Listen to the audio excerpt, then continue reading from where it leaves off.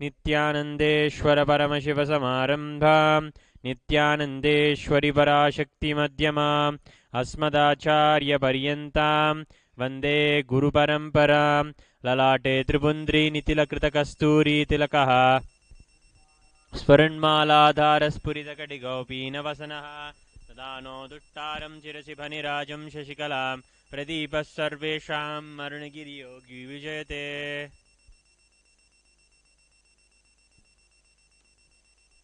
आचम्य आत्मतत्त्वं शोधयामि स्वधा विद्यातत्त्वं शोधयामि स्वधा शिवतत्त्वं शोधयामि स्वधा।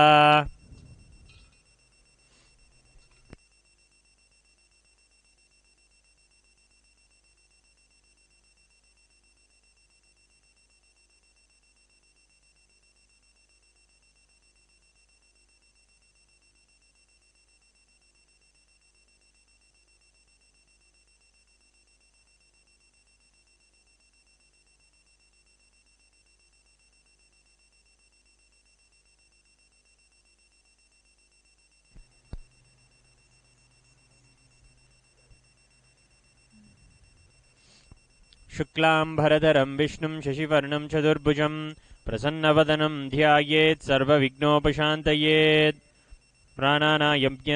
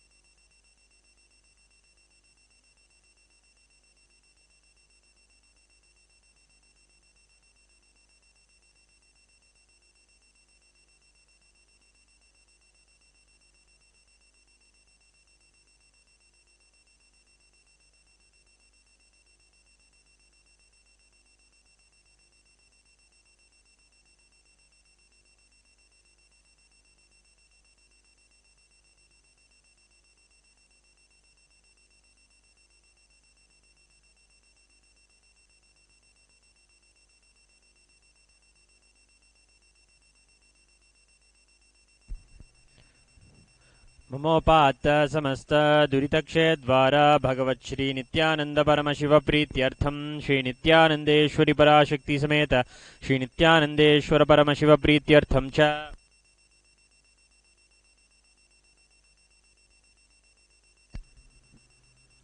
ममोपात्त समस्त दुरितक्षयद्वारा भगवत् श्री नित्यानंद परमशिव प्रीत्यर्थं श्री नित्यानंदेश्वरी पराशक्ति समेत श्री नित्यानंदेश्वर परमशिव प्रीत्यर्थं च शुभे शोभने मुहूर्ते आद्य ब्राह्मणः द्वितीय परार्धे श्री श्वेतवराह कल्पे वैवस्वतमन्वन्तरे अष्टाविंशतितमे नित्ययुगे प्रथमे पादे जम्बूद्वीपे भारतवर्षे भरतखण्डे मेरोः दक्षिणे पार्श्वे शकाब्दे अस्मिन् वर्तमाने व्यवहारिके प्रभवादीनां षष्ट्याः संवत्सराणां मध्ये शार्वरीनाम संवत्सरे उत्तरायणे श्री लक्ष्मी वेंकटेश्वर ऋतौ वृषभमासे कृष्णपक्षे दशम्यां शुभदितो सोमवासरयुक्तायां रेवती नक्षत्र सौभाग्ययोग विष्टिकर्ण एवं गुणविशेषण विशिष्टायाम् अस्यां शुभदितो औ क्विन् युन् नाम अधेयस्य औ शौ यी नाम अधेयस्य औ वें सूली नाम अधेयस्य औ शुन्शी नाम अधेयस्य औ हु खोंग नाम अधेयस्य सकुटुम्बस्य शौर्के इब्राहिम अहमद शौर्के नामधेयस्य ग्जीजुन ली नामधेयस्य बिन्खिन्झू नाम याः दिङ्यू जाओ नाम याः क्विन्यू जाओ नामधेयस्य सकुटुम्बस्य इल्जे वे नामधेयस्य लीहै चुन् नामधेयस्य गौमिन् नामधेयस्य लिन्जिन् यू नामधेयस्य लियाओ ज़ेंग रोंग नामधेयस्य गुआओ वेंग नामधेयस्य सकुटुम्बस्य कैरोलिन समादीनां याः पेक्विन् ली नामधेयस्य यू लियाओ नाम याः शीयंग लियाओ नाम याः पेहंग लियो नाम याः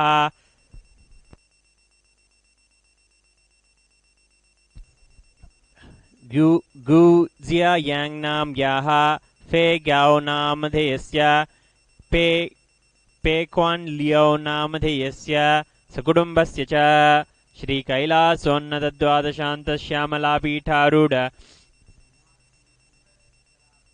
श्री मीनाक्षी सुंदरेश्वराभिन्न स्वरूप परशिवपुत्र रत्नकुमार गुरुमन्यतुल्यावतार श्री पार्वती स्तन्यपान लब्ध दिव्य ज्ञान विश्रुत सकल निगमागम सारवीत द्राविड वेद प्रवक्त्रे श्रीमत् परमशिव करुणा समधिगम उक्तामय चतुरश्र्यान गीयमान छत्र चामर श्रीचिह्न काहलादि समस्त बिरडावल्यलंकृत ज्ञान विज्ञान चक्रवर्ती सर्वजन संग सद्यो निर्वाण दीक्षा व्ययापवर्ग वर्ष विश्रान जीमूत परमत कलभ केसरी शैव सिद्धांत स्थापनाचार्य श्री राजाधिराज पांड्य महाराज गुरु शवन शाक्यादि महांधकार निवारण ज्ञान भानु वीक्षणा नरहारः ध्वजोच्छेदन पूर्वक श्रीमद् वृषभध्वज स्थापक शैव समय कर्तृ सर्वज्ञ पीठारूढ़ श्री जगद्गुरु श्री ज्ञान संबंध देशिक स्वामी वागीश सुंदर माणिक्यवाचक स्वामिनाम अवतारभूत श्री ज्ञान संबंध स्वामी पुनरुद्धृत श्यामला पीठ सर्वज्ञ पीठ तृणवत्युत्तर द्विशततम गुरु महासन्निधान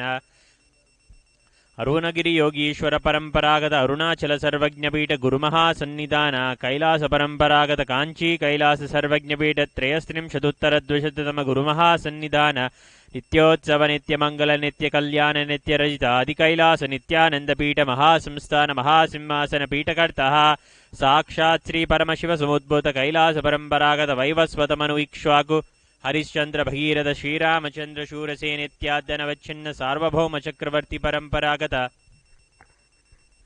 चतुष्षष्टि योगिनी मंडित चतुष्षष्टि संप्रदाय प्रवर्तक मनुधर्म शासन सूर्यवंश प्राप्त सर्वज्ञ पीठ सुरांगी साम्राज्य मूर्धाभिषिक्त चूड़ामणे साक्षात् श्री परमशिव समुद्भूत कपिल महागुरु पुनरुद्धृत महानिर्वाणि पीठ अष्टोत्तर सहस्र श्री महामंडलेश्वर साक्षात् श्री परमशिव सिंहासनाभिषिक्त समस्त गणनायक श्री महागणपति समारक्ष गुरु महासन्निधान कैलास परंपरागत आयुधपीठ सर्वज्ञ पीठ जगद्गुरु श्री कैलास पुनरुद्धारक श्री कैलास परमाचार्य श्रीमत् परमहंस परिव्राजकाचार्य वर्य सच्चिदानंद प्रणव स्वरूप श्रोत्रिय ब्रह्मनिष्ठा श्रीमज्जगद्गुरु श्रील श्री भगवत श्री नित्यानंद परमशिव श्री ज्ञान संबंध देशिक परमाचार्य स्वामिनां प्रीत्यर्थम तेषां पादारविन्दयोः भक्तिसिद्ध्यर्थम गुरुकृपाकटाक्ष सिद्ध्यर्थम क्षेमस्थैर्य वीर्य विजय आयुरारोग्य ऐश्वर्यानाम् अभिवृद्ध्यर्थम धर्मार्थ काम मोक्ष चतुर्विध फलपुरुषार्थ सिद्ध्यर्थम समस्त दुरितोपशान्त्यर्थम समस्त मंगलावाप्यर्थम भगवत श्री नित्यानंद परमशिव प्रसादेन सकुटुम्बस्य ज्ञानवैराग्य जीवन मुक्ति प्राप्त्यर्थम श्री नित्यानंदेश्वरी पराशक्ति समेत श्री नित्यानंदेश्वर परमशिव अवतारभूत श्री सर्वदेव देवी स्वरूप भगवत श्री नित्यानंद परमशिव प्रत्यक्ष पाद पूजां करिष्ये संकल्पं च करिष्ये ओम अपस्पृश्य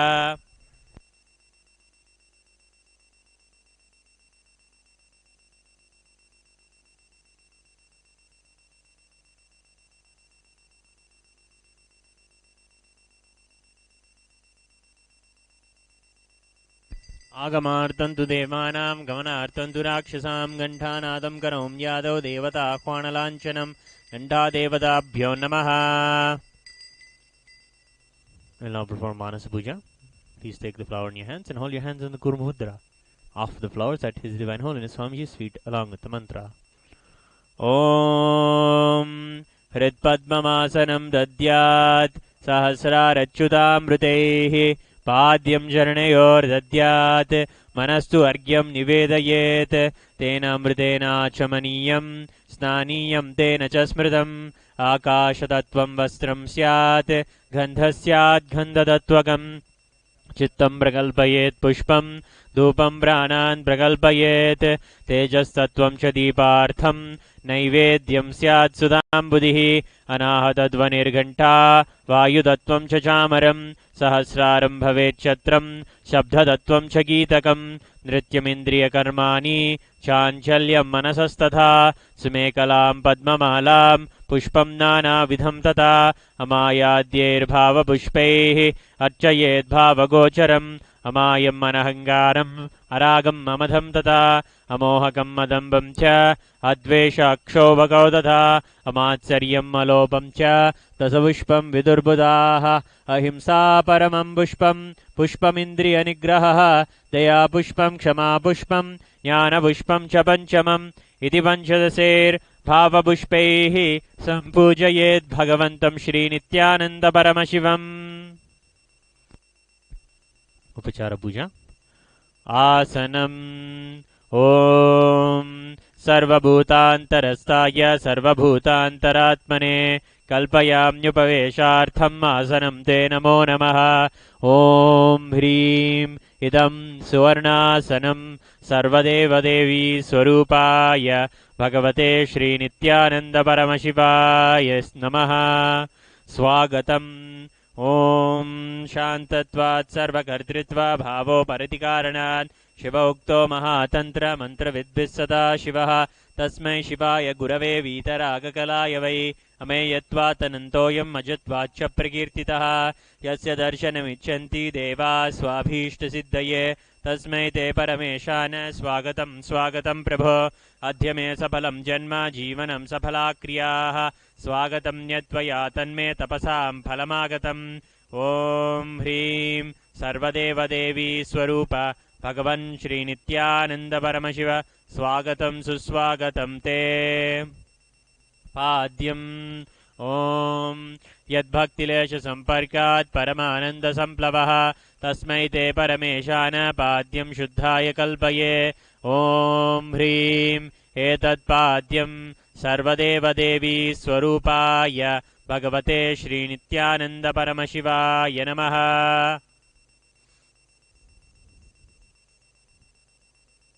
अर्घ्यः।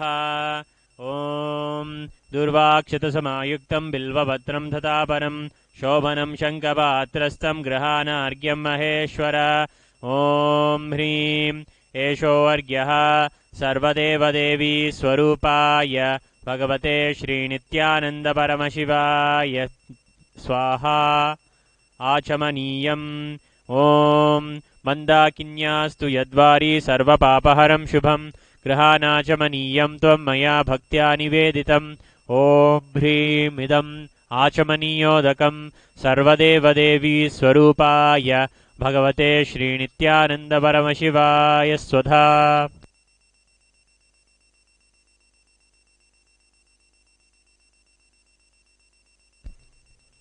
मधुपर्कः।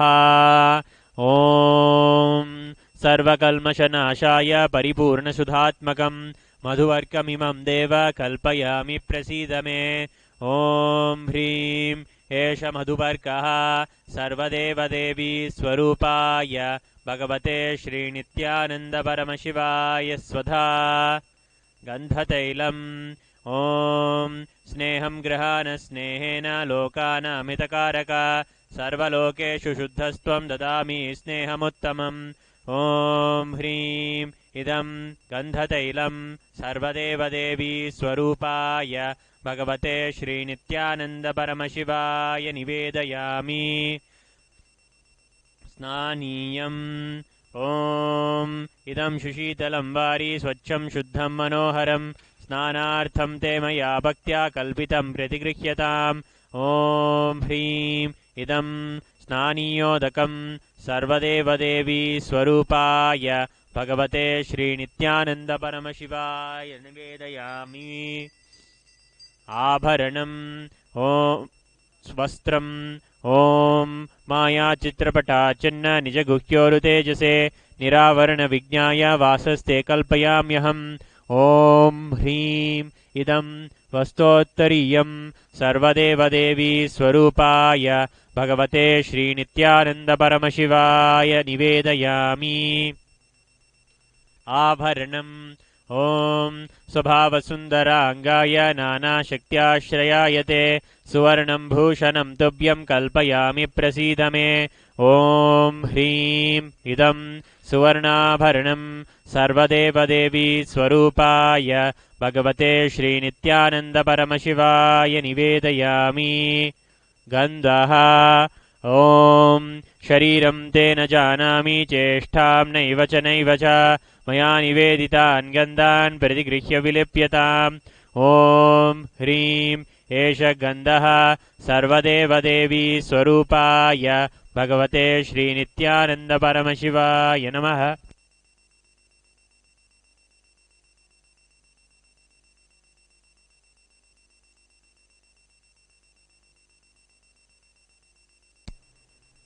पुष्पम् ॐ तुरीयवनसम्पन्नं नानागुणमनोहरम् आनन्दसौरभं पुष्पं गृह्यताम् इदमुत्तमम्। ॐ ह्रीं एतानि सचन्दनपुष्पाणि सर्वदेवदेवी स्वरूपाय भगवते श्रीनित्यानन्दपरमशिवाय वौषट्।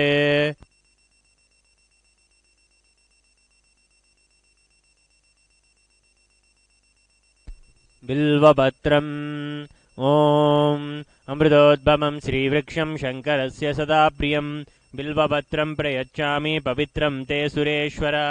ॐ ह्रीं एतानि सचन्दनबिल्वपत्राणि सर्वदेवदेवी स्वरूपाय भगवते श्रीनित्यानन्दपरमशिवाय औषट्। तुलसीपत्रम् ॐ नमस्ते बहुरूपाय वरदमूर्तये परमात्मने स्वाहा।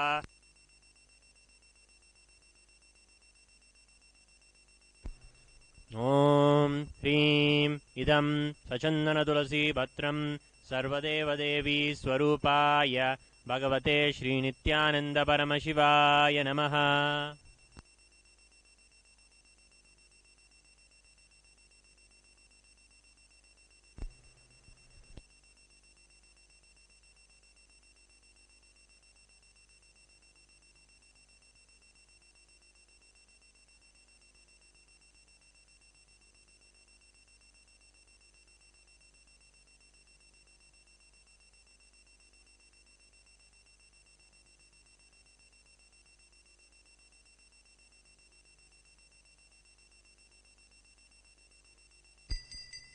धूपः ॐ वनस्पतिरसो दिव्यो गन्धाद्यस्सु मनोहरः आग्रेय सर्वदेवानां धूपोऽयं प्रतिगृह्यताम्।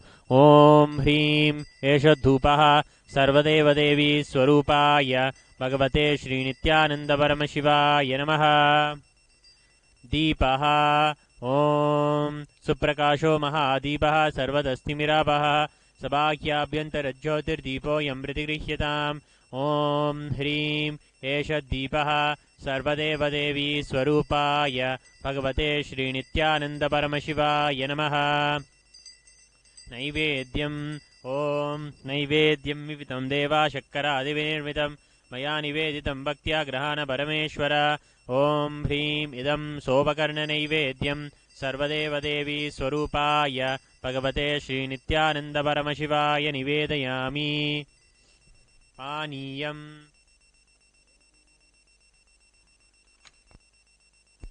पानीयम् ॐ समस्तदेवदेवेश सर्वतृप्तिकरं परम् अखण्डानन्दसम्पूर्णं गृहाण जलमुत्तमम्।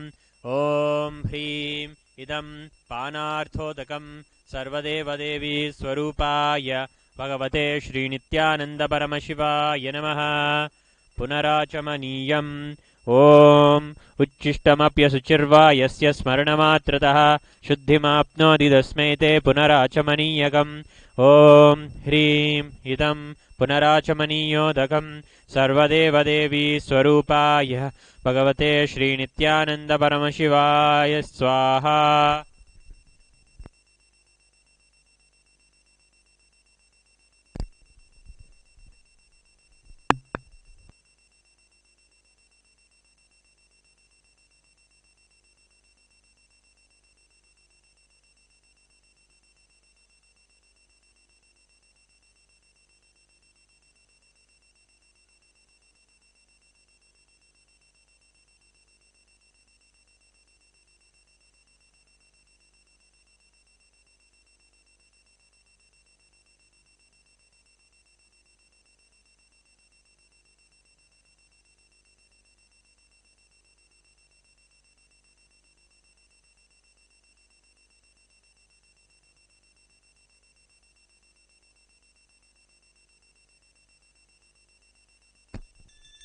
आरात्रिकम् ॐ ह्रीं मेषदीपमाला सर्वदेवदेवी स्वरूपाय भगवते श्रीनित्यानन्दपरमशिवाय नमः।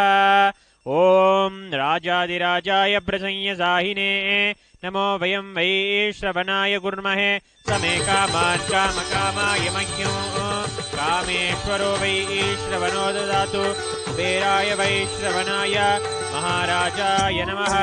कर्पूरगौरं करुणावतारं संसारसारं भुजगेन्द्रहारं सदा वसन्तं हृदयारविन्दे भवं भवानी सहितं नमामि भवं भवानी सहितं नमामि भवं भवानी सहितं नमामि।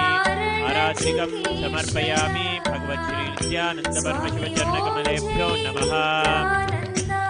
पुष्पाञ्जलिः। गुरुर्ब्रह्मा गुरुर्विष्णुः गुरुर्देवो महेश्वरः गुरुसाक्षात् परब्रह्म तस्मै श्रीगुरवे नमः। अखण्डमण्डलाकारं व्याप्तं येन चराचरं तत्पदं दर्शितं येन तस्मै श्रीगुरवे नमः। अज्ञानतिमिरान्धस्य ज्ञानाञ्जनशलाकया चक्षुरुन्मीलितं येन तस्मै श्रीगुरवे नमः। अनेकजन्मसम्प्राप्तकर्मबन्धविदायिने आत्मज्ञानप्रदानेन तस्मै श्रीगुरवे नमः। मन्नाथश्रीजगन्नाथो मद्गुरुश्रीजगद्गुरु ममात्मा सर्वभूतात्मा तस्मै श्रीगुरवे नमः। ईश्वरो गुरुराप्नेति मूर्तिभेदविभागिने व्योमवद्व्याप्तदेहाय दक्षिणामूर्तये नमः।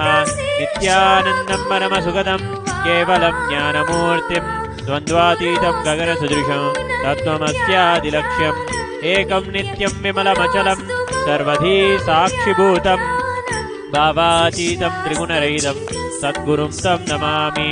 पुष्पाञ्जलिं समर्पयामि भगवच्छ्रीनित्यानन्दपरमशिवचरणकमलेभ्यो नमः। ॐ नित्यानन्दम्। स्वामी जय जय नित्यानन्द लोकनाथ स्थितकाशो भगवान् कलिकल्मषमग्नानां नित्या उद्धारण चिकीर्षया स्वामी ॐ जय नित्यानन्द।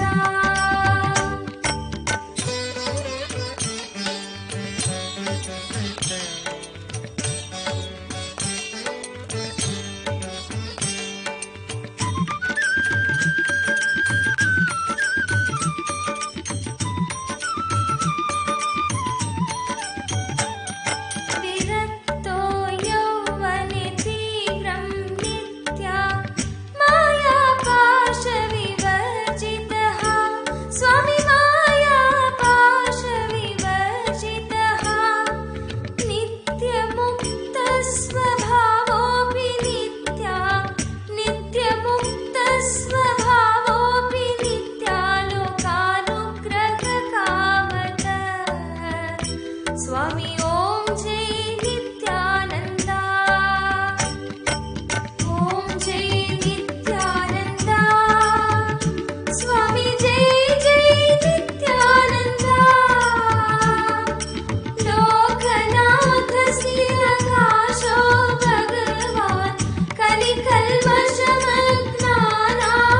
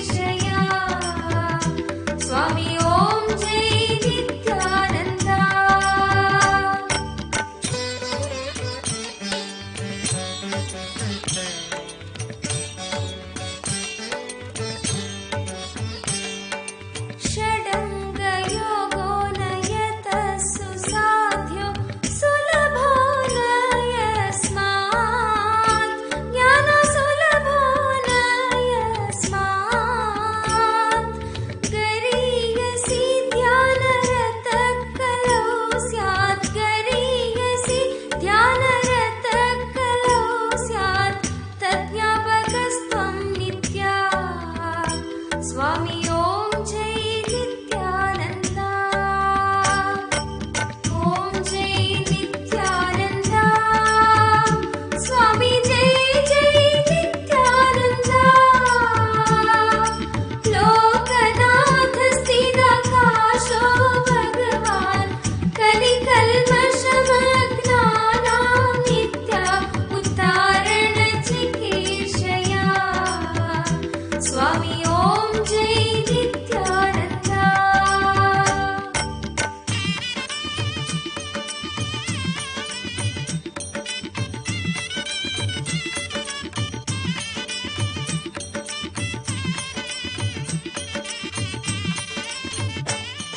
ध्यायन्ति गायन्ति नमन्ति नित्यं ब्रह्म विष्णु शिवदेवा नित्य ब्रह्म Vishnu Shiva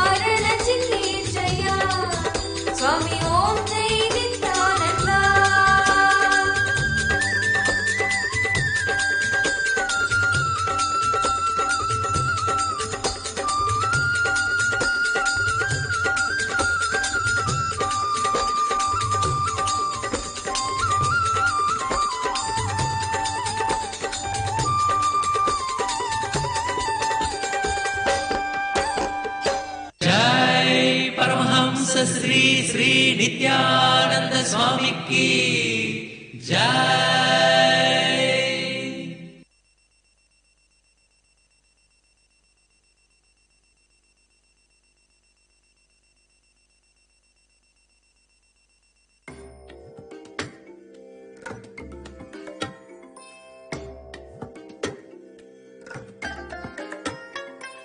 I bless you all.